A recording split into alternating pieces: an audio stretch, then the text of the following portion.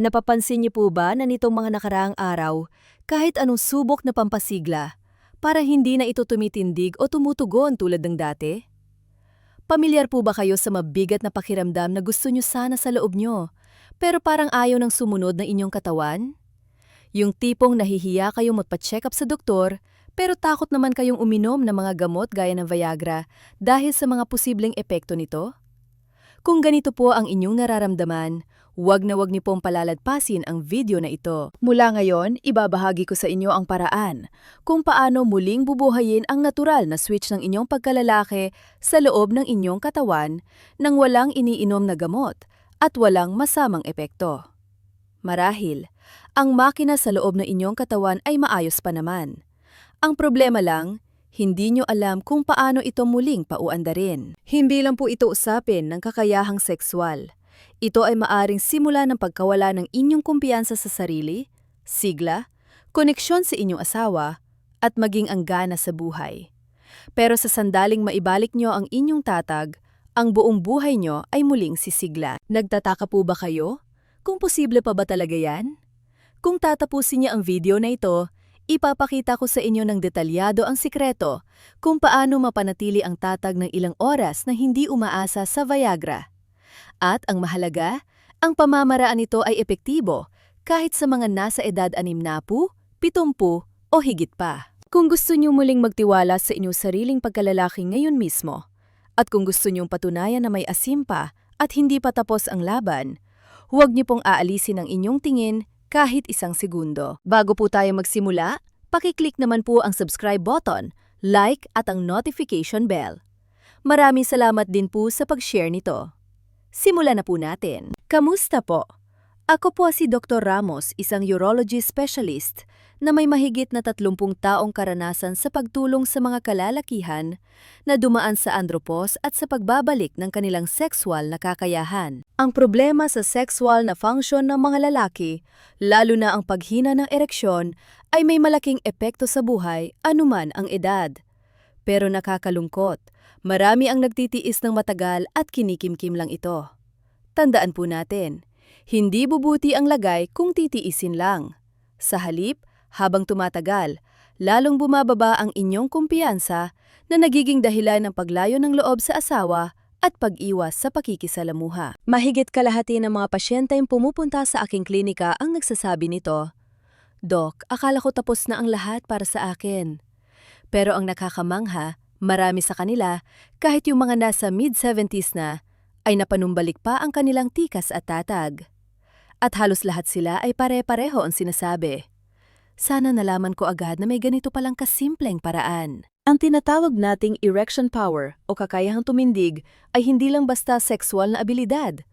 Ito ay senyales ng kalusugan ng inyong puso, daloy ng dugo, balanse ng nerves, at ritmo ng inyong hormones.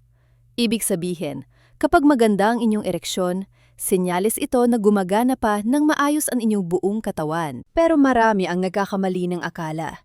Iniisip nila na matanda na sila, kaya natural lang na hindi na gumana, o di kaya ay wala na silang stamina, o Viagra na lang ang tanging pag-asa.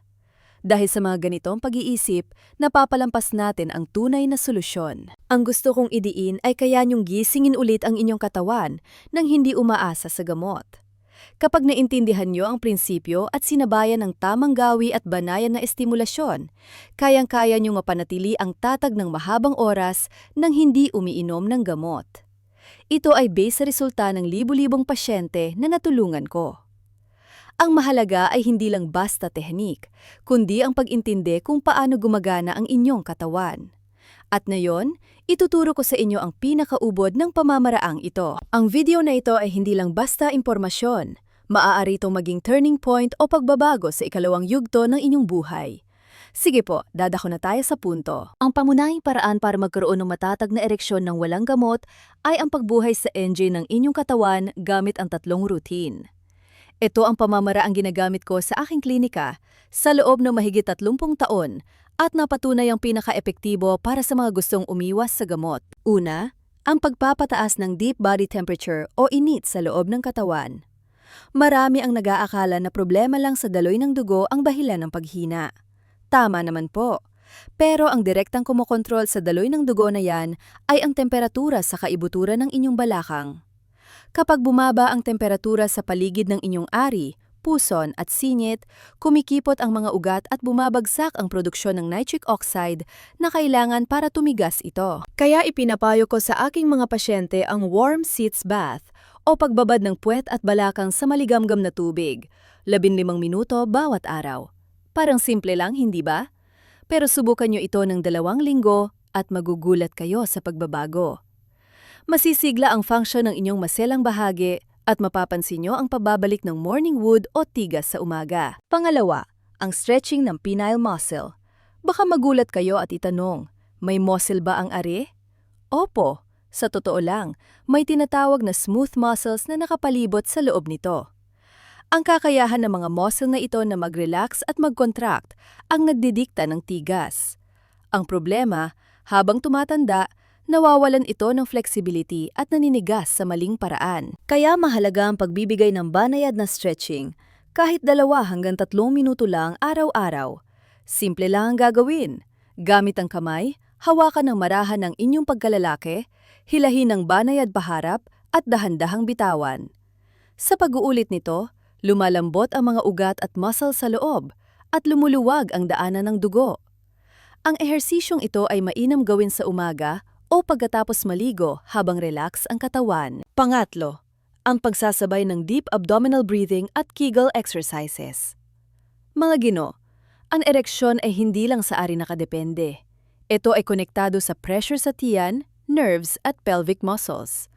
Habang nagkakaedad, humihina ang ating paghinga at lumuluwag ang pelvic muscles, kaya mabilis mawala ang tigas. Ang mungkahi ko ay humiga at pagsabayin ang malalim na paghinga at Kegel exercises sa loob ng 10 minuto. Huminga ng malalim sa ilong, palakihin ang tiyan, at habang humihinga, palabas, dahan-dahang ipitin o pasikipin ang puwet, yung parang pinipigilan ang pag-ihi o pagdumi.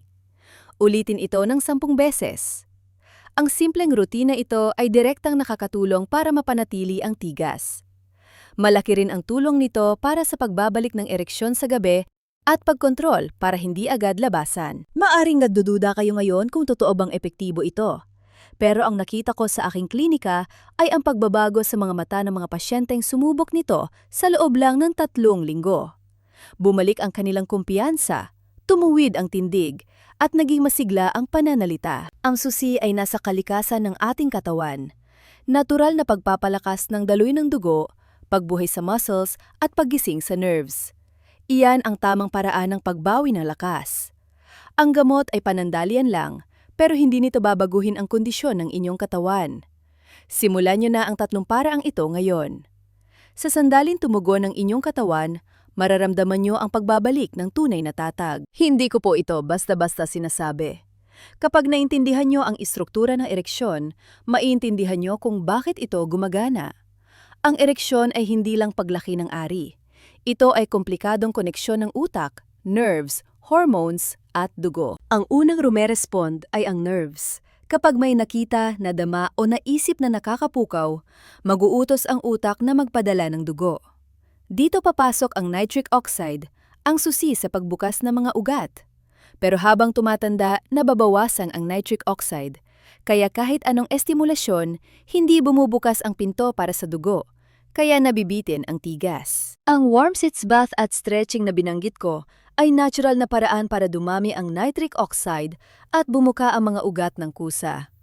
Tinuturuan nito ang katawan na sumunod ulit sa utos ng utak. At ang Kegel exercises naman ang bahala sa pagpapanatili ng tigas. Ito ang lock para hindi agad lumabas ang dugo at manatiling matatag hanggang dulo. Hindi lang po ako ang nagsasabi nito. Ang Harvard Medical School at mga kilalang men's health centers ay naglabas ng pag-aaral na ang mga ganitong natural na ehersisyo ay may malaking tulong sa mga lalaking edad 60 pataas. Ito ay siyentipikong napatunayan. Kaya malakas ang loob kong sabihin na posible ito kahit walang gamot. Basta alam nyo ang tamang paraan ng pagising sa katawan. Ang inyong katawan ay alam na ang gagawin. Kailangan lang ipadala muli ang tamang signal para magising ang natutulog na lakas. Ang pagbabagong mararamdaman nyo ay hindi lang basta pisikal, kundi ang muling pagbabalik ng pakiramdam ng pagiging tunay na lalaki. Ngayon, ikukuwento ko sa inyo ang mga totoong karanasan ng aking mga pasyente. Mga taong nag-akalang hindi na nila kaya, pero nang marinig nila kung paano nagbago ang buhay ng iba, tiyak nagagalaw din ang inyong katawan. Una ay si Mang Jose, 68 anyos, dating guro. Pagka-retire, halos wala na silang komunikasyon ng kanyang misis. Sa gabi, laging nakatalikod matulog at mahigit 5 taon nang walang nangyayari sa kanila. Sabi niya, tanggap ko na, matanda na ako. Nang lumapit siya sa akin, iminungkahi ko ang warm sitz bath, Kegel at 2 minutong stretching. Masigasig niyang sinunod ito. Makalipas ang 2 linggo, sabi niya, "Dok, pagising ko, gulat ako. Nakatindig siya tulad nung kabataan ko. Parang panaginip." Mula noon, bumalik ang tamis ng pagsasama nila ng kanyang asawa at ngayon ay madalas na silang mag-travel. Si Mang Lito naman mula sa Quezon City, 72 anyos, ay may diabetes, kaya mahina na ang kanyang mga ugat. Kahit Viagra, hindi na tumatalab sa kanya. Ang ipinayo ko ay mag-focus sa breathing routine at Kegel. Tig 10 minuto sa umaga at gabi. Wala pang 3 linggo, sinabi niya sa akin na nagkaroon ulit siya ng kumpiyansa na siya ay tunay na lalaki. At based sa medical findings, dumalas ang kanyang nocturnal erection o pagtigas sa gabi. Mula sa 1 beses kada linggo, naging 4 na beses na. Patunay ito na gumanda ang daloy ng kanyang dugo. At si Mr. Reyes, 63 anyos, dating gym instructor. Kahit malakas pa ang katawan, dahil sa stress, hirap siyang magka-ereksyon. Masyado niyang sinisisi ang sarili, kaya lalo siyang na-depress. Ang ginawa namin, sa halip na tigas agad, nag-focus kami sa pagbabalik ng pakiramdam o sensation. Tinuruan ko siya ng sensory training gamit ang banayad na haplos. Habang naliligo, dahan-dahang hinahaplos ang paligid ng maselang bahagi at sinasabayan ng tamang paghinga para maramdaman ang koneksyon. Pagkaraan ng 10 araw, bumalik ang kanyang sensasyon. At pagkalipas ng 1 buwan, naging matagumpay ang kanilang pagtatalik ng walang aberya. Ang pare-pareho sa 3 ito ay iisa lang. Akala nila imposible na hanggat hindi nila nalaman ang totoo. Pero nang malaman nila ang tamang prinsipyo at ginawa ito, nagbago ang lahat. Ang tatag ay hindi lang pisikal na function. Ito ay susi sa tiwala sa sarili, relasyon, at pakiramdam na buhay ka pa. Siguro iniisip nyo ngayon, kaya ko ba talaga ito? Ang sagot ko po ay simple lang. Kayang-kaya nyo. Malalaman nyo lang kapag sinubukan nyo. I-recap po natin. 3 bagay lang ang kailangan para maibalik ang tatag ng walang Viagra. Una, deep body temperature. 15 minutong pagbabad sa maligamgam na tubig para sa daloy ng dugo. Pangalawa, penile stretching. Banayad na pag-unat sa umaga o pagkatapos maligo para sa flexibility. Pangatlo, breathing at Kegel routine. Malalim na paghinga kasabay ng pag-ipit ng pelvic muscles para sa tatag. Wala po kayong gagastusin dito. Walang espesyal na gamit. Ang kailangan lang ay tiyaga at paniniwala na kaya pang bumangon ng inyong katawan. Subukan niyo po ito simula ngayon. 15 minuto lang kada araw. Sa una, baka parang walang nangyayari. Pero maniwala kayo, gumagalaw na ang inyong katawan sa loob. At isang araw paggising nyo, mararamdaman nyo na lang ang pamilyar na tigas at masasabi nyong, "Aba, nag-uumpisa na ulit." Ang tunay na tatag ay hindi nanggagaling sa tableta, kundi mula sa inyong sariling katawan at desisyon. Madalas itanong sa akin, Dok, maibabalik ko pa ba talaga ang dati? Ang lagi kong sagot ng walang pag-aalinlangan ay, "Opo, hindi pa huli ang lahat. Buhay pa ang inyong katawan at handang tumugon. Lahat tayo tumatanda, pero hindi ibig sabihin noon ay tapos na ang lahat. Nagpapahinga lang ang inyong katawan. Kailangan lang gisingin sa tamang paraan." Sana po ay maging unang hakbang nyo ang video na ito. At huwag niyo po sanang suluhin ang impormasyong ito. Sa isang like, share o comment nyo, maaari kayong makapagbigay ng pag-asa sa ibang kalalakihang nagtitiis ng tahimik. Patuloy ko po kayong bibigyan ng mga paraan para lumakas ang katawan ng walang gamot. Sasamahan niyo po ba ako? Pakipindot na po ang subscribe at notification bell at i-comment nyo sa ibaba ang inyong mga pagbabago. Ang kwento nyo ay magiging pag-asa ng iba. Hangad ko ang inyong malusog at masayang pamumuhay. Maraming salamat sa pagsama sa akin.